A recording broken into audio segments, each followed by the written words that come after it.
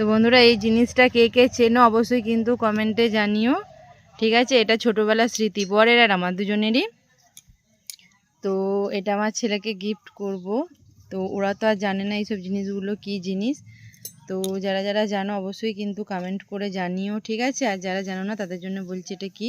তো চলো, এর এখনও কাজ বাকি আছে। দেখো বরকে বললাম, আসলে এটা অনেক পুরনো মালাই, তো তো কিছু করতে গেলে ভেঙে যাচ্ছে নারকলের। তো চলো এটা তারপরে তোমাদের সাথে শেয়ার করি যেটা কি হলো। তো এটা ছুটকিরাও জিজ্ঞাসা করছে, ছুটকি, সঞ্চিতা আর আমার ছেলেও জানে কিছুটা। তো দেখো এখন তোমাদের সাথে শেয়ার করবো এটা কি জিনিস। হ্যাঁ,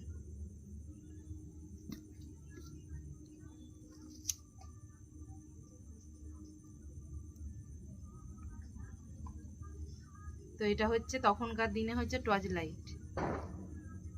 তো এরকম জেলে আমরা ইজোরে ফিজোরে করতে যেতাম। তো তোমরা কারা কারা ইজোরে ফিজোরে করতে গেছো অবশ্যই কিন্তু জানিও। তো এইটা নিয়ে এরকম করে জেলে, কারণ কোনো হাওয়া বাতাস লাগবে না, এরকম করে তো ঠাকুরতলায় যেতাম আমরা সবাই মিলে দল বেঁধে। তখনকার দিনে তো এত কিছু লাইটও ছিল না, কিছুই নয়। তো এগুলোই হচ্ছে মানে হাতের তৈরি টর্চ লাইট। তো কেমন হয়েছে একটু জানিও, তোদের কেমন লাগলো? ভালো। এবার জানতে পারি তো এটা কি। ছুটকি বাবা যে কি এটা বললো, রাত্রিরে নাহলে ঘুম আসবে না কো।